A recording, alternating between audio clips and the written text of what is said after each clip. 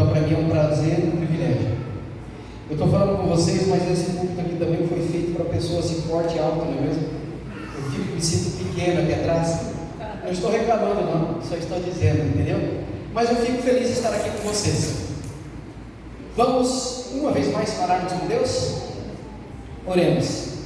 Querido Deus, muito obrigado, Senhor, porque até aqui o Senhor tem nos abençoado, nos guiado e nos protegido. Neste momento, Senhor, a tua palavra estará sendo aberta. Capacite-nos, Senhor, para que nós possamos entender, compreender as suas sagradas escrituras, que nós possamos nos tornar arautos do Evangelho, propagar a mensagem para outras pessoas. Que eu possa falar não de mim mesmo, mas que eu possa falar inspirado pelo poder do Espírito Santo, em nome de Jesus. Amém. Faço uma pergunta a vocês nessa manhã de sábado. Houve algum momento na sua vida, longe das grandes cidades, das grandes luzes das cidades, que você olha à noite para o céu e você observa o céu tão estrelado que aparentemente não tem espaço entre uma estrela e outra, de tantas estrelas que tem no céu? A maior estrela já descoberta pelo homem da constelação Scotum, chamada Scott, ela é 5 bilhões de vezes maior que o Sol, que por sua vez o Sol é 1 bilhão e 300 milhões de vezes maior que a Terra. Ou seja, o nosso planeta é como se eu viesse aqui nessa tela em branco, nessa parede branca, fazer um pontinho com a caneta. Esse é o tamanho do planeta Terra em comparação ao Sol. Ellen White, a caneta inspiradora, ela escreveu Vida e Ensino, página 110, ou Primeiros Escritos, página 41, que Jesus virá pela constelação de Órions, ou seja, pela nebulosa de Órions. Daqui até a constelação de Órions, se nós pudéssemos viajar à velocidade da luz, a 300 mil quilômetros por segundo, repito, 300 mil quilômetros por segundo, se nós hoje, seres humanos, pudéssemos viajar a essa velocidade, levaríamos 1.600 anos para chegarmos até a nebulosa de Órions. Em outras palavras, se nós pudéssemos viajar à velocidade das duas sondas New Horizon ou as sondas Voyager, a uma velocidade de 64 mil quilômetros por hora, levaríamos 800 mil gerações para chegarmos até lá. E Ellen White mencionou que Jesus virá pela nebulosa de Órions. Vamos abrir nossas Bíblias? 1 Coríntios 2, versículo 10. O título do sermão dessa manhã de sábado é Pensando no Céu. Por isso mencionei a vocês as estrelas. Às vezes à noite a gente fica olhando, né? Parece que há tantas estrelas no céu que não há espaço entre uma e outra. E pasmem vocês, a distância entre uma estrela e outra é muito longe, não é perto. Isso é para nós termos um pouco de ideia de como é o universo, das quais o nosso planeta, o planeta Terra, está em meio a tudo isso. Então, aqui em 1 Coríntios 2, versículo 9, nos diz: mas como está escrito, as coisas que os olhos não viram, nem ouvidos ouviram, nem penetraram o coração do homem, são as que Deus preparou para aqueles que o amam. Muitas coisas das quais conhecemos nesta vida, um dia terão fim. Jesus proclamou o céu como um lugar real, e essa promessa foi feita a cada um de nós, aos seus discípulos, quando Jesus estava ascendendo ali no Monte das Oliveiras. João 14, de 1 a 3, quando ele disse: não se turbe o vosso coração, credes em Deus, credes também em mim. Na casa de meu pai há muitas moradas. Assim foi a promessa que Jesus fez. Quando Jesus estava ali no Monte das Oliveiras, hoje, das quais está tendo problemas, está tendo guerra. Sempre houve guerra e sempre haverá. Ali é uma guerra religiosa, enquanto Jesus não voltar. Mas o próprio Jesus fez uma promessa que enquanto Jesus não voltasse, sempre levantaria um descendente de Davi. Jesus é da linhagem de Davi. Se aquele pontinho significando Israel em meio ao mundo árabe, aquelas pessoas, eles têm desejo de eliminar Israel da face da terra. Eliminando Israel da face da terra, eliminaria a história do povo judeu, a história do povo hebreu, das quais lá no passado Jesus fez uma promessa para Abraão, que ele seria pai de uma grande nação. Mas lá atrás Abraão cometeu um erro, sendo ele hoje o pai da fé. A Bíblia menciona, Romanos 3,23, todos pecaram e todos carecem da glória de Deus. O livro de Romanos 3, versículo 10 diz: não existe um justo sequer. Hoje nós temos Abraão como o pai da fé, mas lá atrás ele cometeu um erro. Jesus disse: você vai ser pai de uma grande nação. Sua esposa Sara era estéril, não poderia ter filhos, mas tinha desejos de ver as crianças correndo ali. Então ela disse: vai deitar com a nossa empregada, com a nossa secretária Agar, para que nós possamos então ter descendentes, porque Deus prometeu que você vai ser pai de uma grande nação, e assim você tem que fazer. Mas quando Deus age na vida de um ser humano, Deus nunca age pela metade, Ele faz todo o trabalho. Estudando a palavra de Deus mais tarde, nós descobrimos que Sara foi pai, foi mãe, Abraão foi pai de Isaac e de outros filhos mais. Deus fez um milagre ali por completo. Quando nós estudamos a história do livro de Jó, quando ele fugiu para não ser atingido, que as cidades seriam destruídas, Sodoma e Gomorra, e as cidades ao redor. Então chegou o momento que só sobrou Jó, Ló, e as duas filhas. E as duas filhas disseram: para que não percamos a descendência de nossos pais, vamos sim embebedar o nosso pai, vamos ter relação com o nosso pai, para que levantamos descendentes. A guerra no Oriente Médio hoje acontece em partes, por erro de Abraão e por erro das filhas de Ló. E hoje nós estamos percebendo o que vem acontecendo ali. Então hoje, com o título Pensando no Céu, recomendo a você que desenvolva o hábito de pensar no céu. Mas a pergunta que nós devemos nos fazer é: por que é tão importante pensar no céu?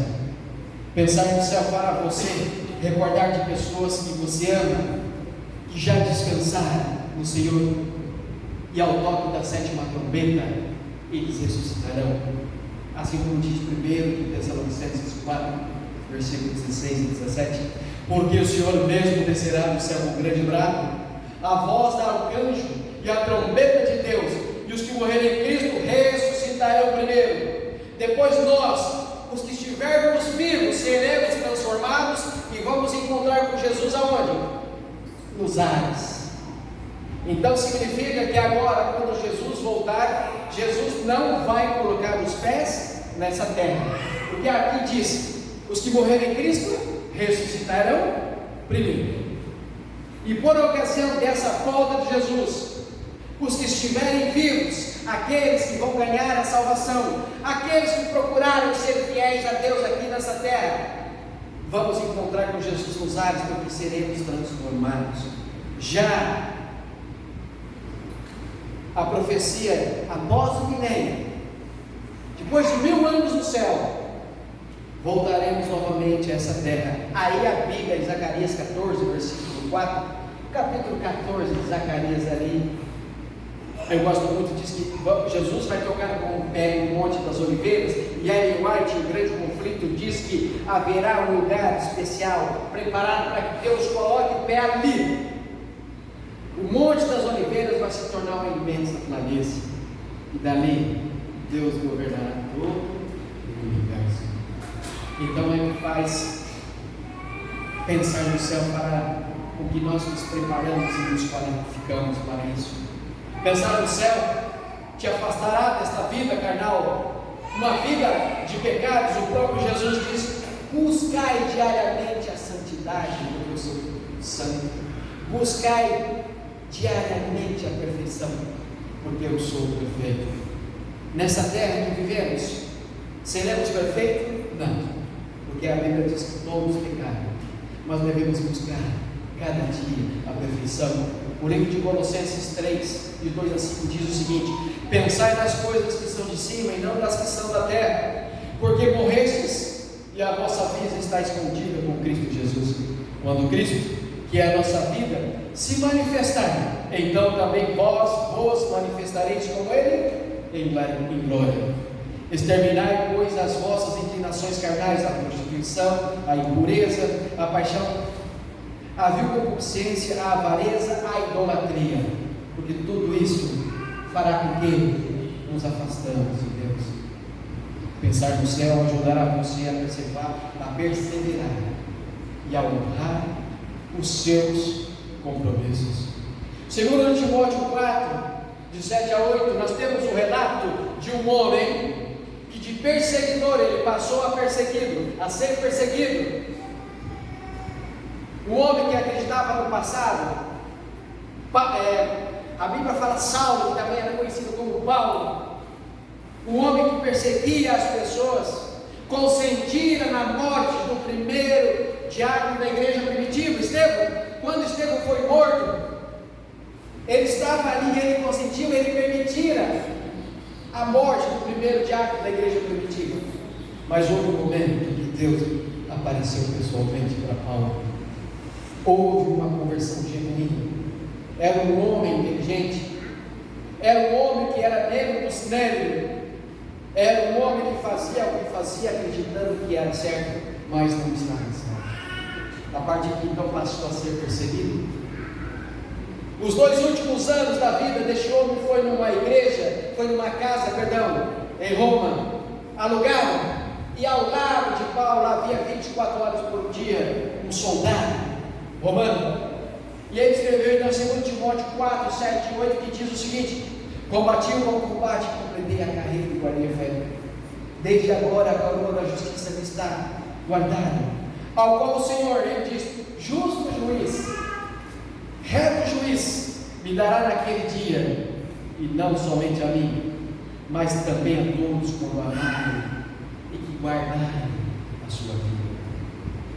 Pensar no céu lembrará você de onde investir o seu tempo, talentos e tesouro.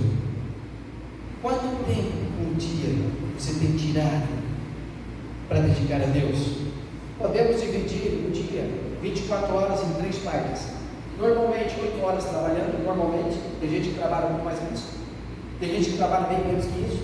8 horas trabalhando, 8 horas dormindo, que é o aconselhado para que a gente possa ter uma vida boa, e 8 horas para lazer, afazeres, família. Mas nós podemos, então, 24 horas por dia. Eu tiro 2 horas e 40 minutos para Deus, é muito tempo. É muito tempo. Mas será que eu consigo ao menos 15 minutos pela manhã? Será que eu consigo ao menos 15 minutos à noite, reunido com a minha família, lendo uma parte da lição, lendo uma meditação, educando os filhos, os netos nos caminhos de Deus e orando por eles? Tem tesouro, como falávamos agora há pouco na lição. Eu tenho devolvido meus dízimos e as minhas ofertas.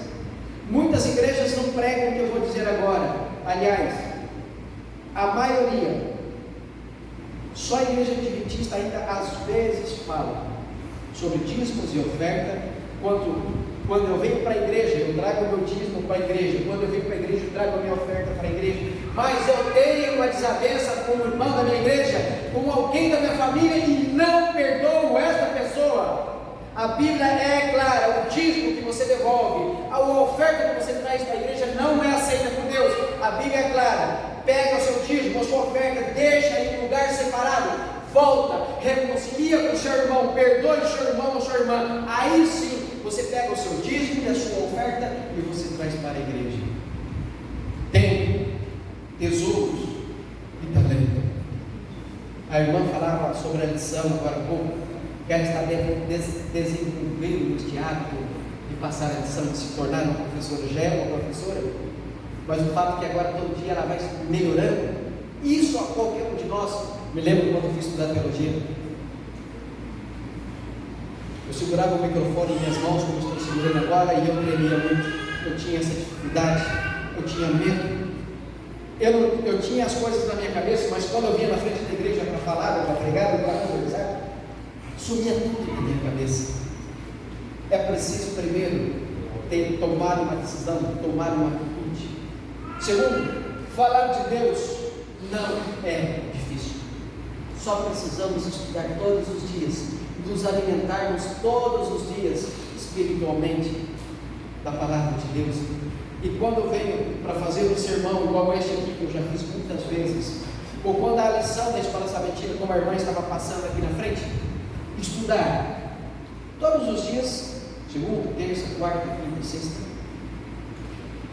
E quando eu vou fazer a recapitulação dela aqui na igreja, recapitular em casa novamente, pedir ao Espírito de Deus. Ellen White diz que quando nós procuramos fazer a vontade de Deus, e se nós estudamos, o Espírito de Deus fará com que eu lembre o que eu estudei, para que eu possa dividir com as pessoas.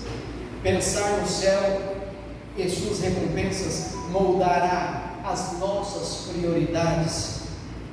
O livro de Mateus 19:21 diz o seguinte: disse-lhe Jesus: se queres ser perfeito, vai, vende tudo que tens, dá aos pobres e terá um tesouro, vem, segue-me. Mas a Bíblia, nesse versículo, Mateus 19:21, está dizendo que eu tenho que trabalhar a vida inteira, vender tudo que eu tenho que dar para as pessoas, muitas das vezes, pessoas das quais elas não se esforçam para ter nada, ela não quer ter nada na vida. Agora eu trabalho a minha vida inteira para dar de bom beijar para outros? Não, não é isso que a Bíblia está dizendo. E na lição nós falamos sobre Jó.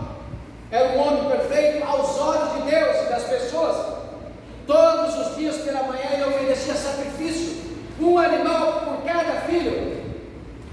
Valia o sacrifício, vale o sacrifício que uma mãe faz pelo filho, se o filho não se esforçar, porque é salvação individual.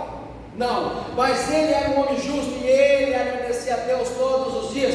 Então ele sacrificava um animal por cada filho, eram 10, porque ele estava feliz. Era um homem justo, era um homem que ajudava pessoas, era um homem que lutava para que pudesse ver os filhos. Mas o interessante é que quando houve tudo aquilo na vida de Jó, depois de ele haver perdido tudo, depois que a mulher diz: amaldiçoa seu Deus e morra, Deus devolveu a ele tudo em dobro, menos os filhos. Deus devolve a ele tudo em dobro, mas os filhos, Deus não assim o fez. Os filhos que morreram, Ellen White disse, ele teve mais 10 filhos depois, mas os filhos que morreram, ele terá de volta em seus braços quando Jesus voltar. Por isso ele era considerado um homem justo. Pensar nas belezas do céu nos dá algo para esperar ansiosamente.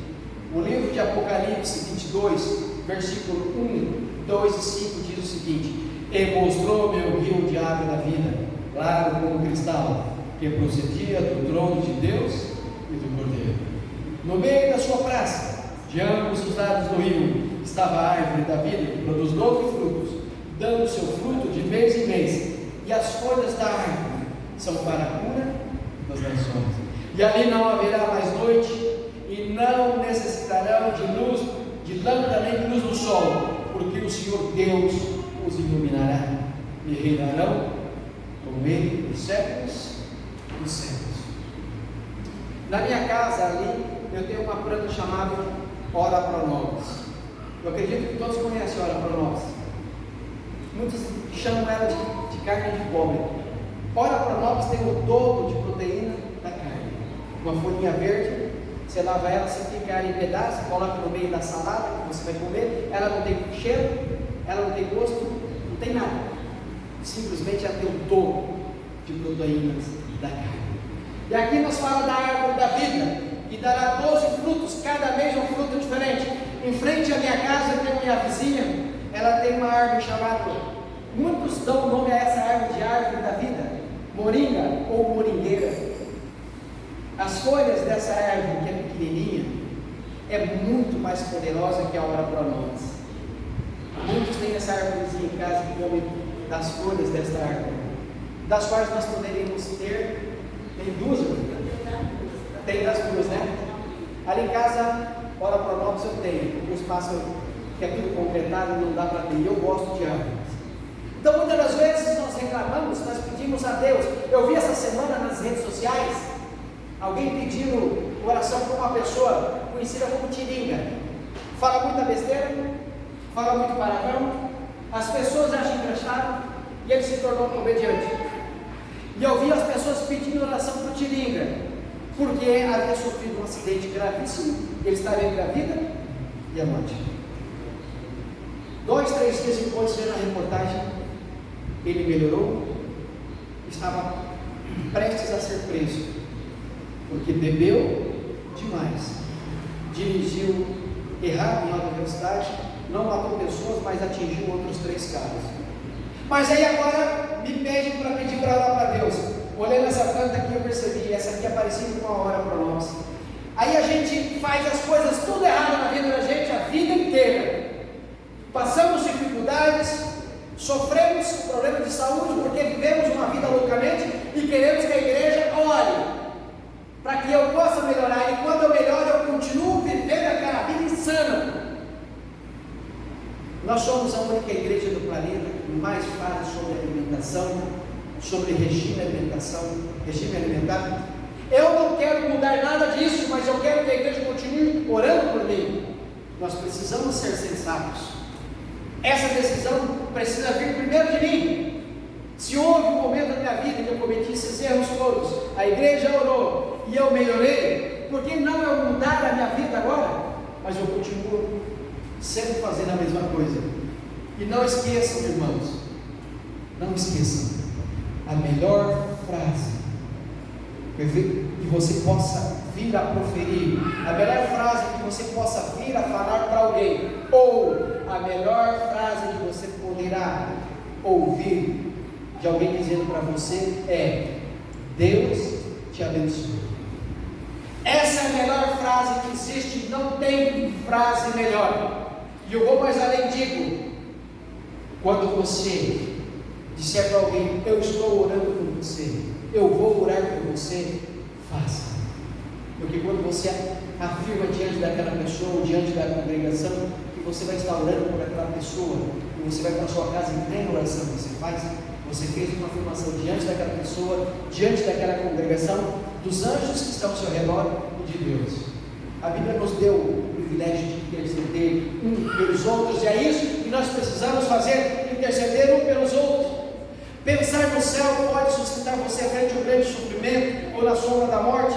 E ali no livro de 2 Timóteo 4, 6 e 18 diz assim: quanto a mim, já estou sendo derramado como libação, e o tempo da minha partida está próximo, diz Paulo. E ele continua dizendo: e o Senhor me livrará de toda má obra, e me levará salvo para o seu reino celestial. A quem seja glória para todos sempre. Amém.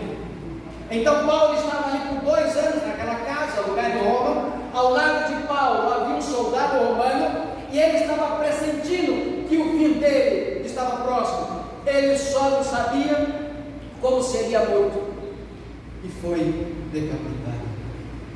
Dos 12 apóstolos de Jesus, somente um morreu de morte natural, todos os outros foram assassinados. Depois veio Paulo, que também foi assassinado, morreu pelo Evangelho, estava pressentindo que o fim estava próximo.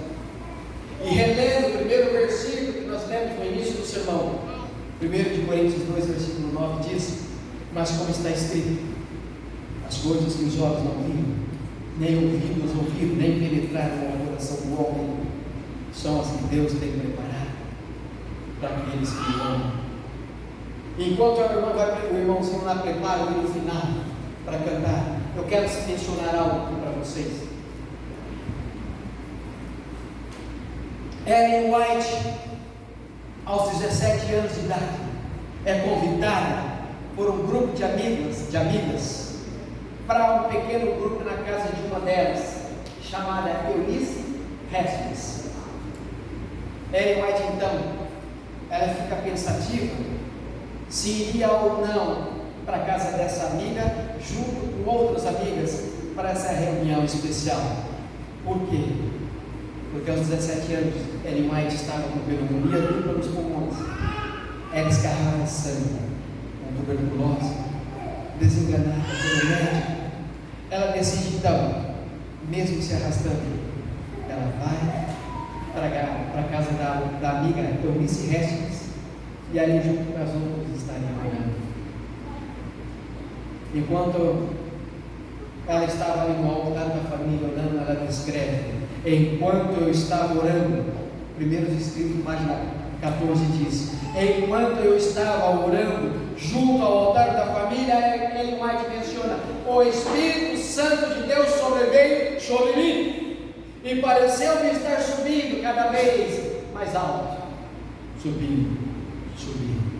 Ela menciona que o Espírito de Deus se manifestou na vida dela. Eunice Hastings, então, estando ali e as amigas percebendo aquilo, Ellen White escreveu: ela nunca mais introduziu nenhuma das suas visões dizendo: o Espírito Santo sobreveio sobre mim, ou o poder de Deus sobreveio sobre mim. Todos os demais escritos de Ellen White, ela sempre cita: foi me mostrado, Deus me mostrou. O grande conflito, para vocês terem uma ideia, talvez vocês não saibam, ou talvez esqueceram, Ellen White levou aproximadamente 11 anos para concluir o grande conflito. E essa visão então de Ellen White nós podemos dividir em duas partes.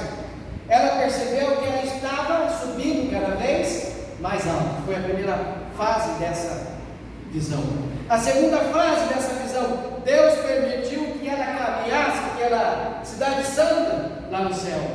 E na visão dela, ela viu que estaria lá, que havia falecido pouco antes de 1844 os irmãos Stock, que ela menciona.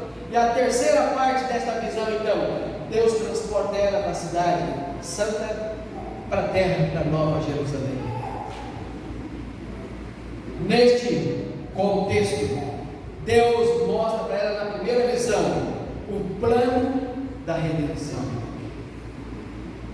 E Ellen White, então, quando ela vem na terceira parte da visão, que Deus transporta ela do céu para a Nova Jerusalém, ela observa uma mesa quilométrica. Nesta visão, ela observa que na mesa estava todo tipo de fruto, mas Ellen White quis pegar um para poder comer, que aos olhos de Ellen White era um fruto bonito, saboroso. Então Jesus disse a ela: não, filha, ainda não. Se você comer desse fruto, você não poderá voltar. Eu preciso que você volte. Eu preciso que você escreva. Eu preciso que você descreva. É preciso que muitas outras pessoas vejam esse livro, esta visão. E quando eu cito essa visão, eu me lembro do livro que eu emprestei com a irmã. E agora me veio a visão novamente, a mente novamente, o livro que eu emprestei, eu não peguei até hoje, chamado Visões do Céu, que é Ellen White escreveu. E nessa visão, então, tempos mais tarde, Ellen White, após ter muitas visões, após ter casado, os filhos grandes, ela estava do outro lado do oceano, sendo ela uma profetisa, sendo ela adventista, sendo ela casada com um homem que era pastor e era o presidente mundial da igreja adventista naquela época. Ela recebe uma carta que o filho escreveu a ela e disse: mãe, eu estou declinando para as coisas da igreja, não quero saber mais nada de igreja. Imagine se vocês estão no desespero daquela mulher que decidiu dedicar a vida para a igreja, sendo usado pelos anjos de Deus, pelo Espírito de Deus, para escrever: e agora ela recebe a carta de um filho que diz: mãe, eu estou declinando para as coisas da igreja. Ellen White então resolve escrever uma carta.